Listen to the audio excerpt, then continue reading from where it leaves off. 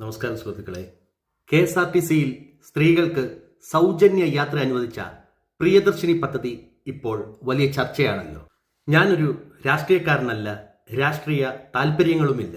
ഒരു സാധാരണക്കാരൻ എന്ന നിലയിൽ എനിക്ക് തോന്നിയ ഒരു കാര്യം ചോദിക്കാനാണ് ഞാൻ ഇന്ന് വന്നിരിക്കുന്നത്. ഒരു കാര്യം നിങ്ങൾ ശ്രദ്ധിച്ചോ?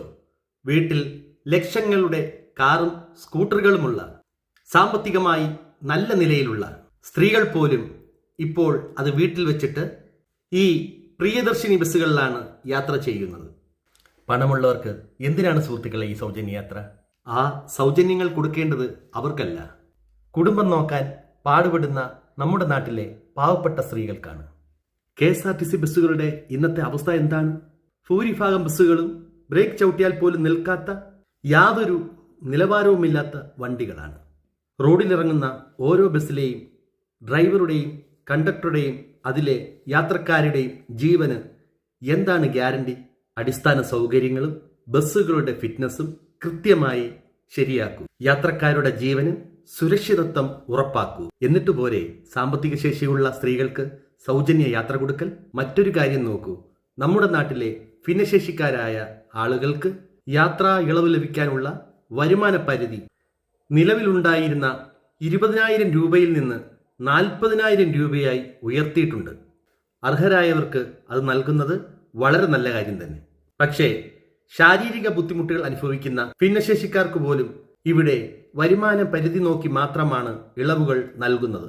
അങ്ങനെയെങ്കിൽ നല്ല സാമ്പത്തിക ശേഷിയുള്ള സ്ത്രീകൾക്ക് യാതൊരു മാനദണ്ഡവുമില്ലാതെ പൂർണ്ണമായി സൗജന്യ യാത്ര നൽകുന്നത് എന്ത് യുക്തിയുടെ അടിസ്ഥാനത്തിലാണ്? ഈ പണക്കാർക്ക് ഫ്രീ കൊടുക്കാൻ മാത്രം നമ്മുടെ KSRTC അത്ര വലിയ സാമ്പത്തിക ഭദ്രതയിലാണോ? നമുക്കെല്ലാവർക്കും സൗജന്യ യാത്ര കൊടുക്കണം, അതിൽ ആർക്കും എതിർപ്പില്ല. പക്ഷേ ആദ്യം ഈ പ്രസ്ഥാനം സാമ്പത്തികമായി ഒന്ന് ഉയരട്ടെ. കടക്കണിയിലായ പൊതുമേഖലയെ കൂടുതൽ തകർത്തിട്ടാകരുത് ഈ പ്രഖ്യാപനങ്ങൾ.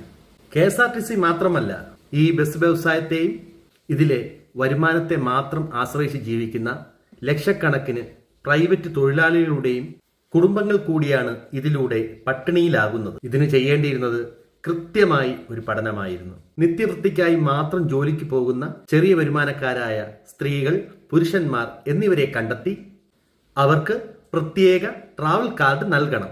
അങ്ങനെയെങ്കിൽ അത് കൃത്യമായി അർഹരിലേക്ക് എത്തുമായിരുന്നു. ഈ കാർഡ് സമ്പ്രദായം കൊണ്ടുവന്നാൽ പാവപ്പെട്ട സാധാരണക്കാർക്ക് അതിൻ്റെ ഗുണം കിട്ടും. ഒപ്പം നമ്മുടെ ബസ് വ്യവസായവും തകർച്ചയിൽ നിന്ന് രക്ഷപ്പെടും. ഒരു സാധാരണക്കാരന്റെ ഈ ചോദ്യങ്ങളോട്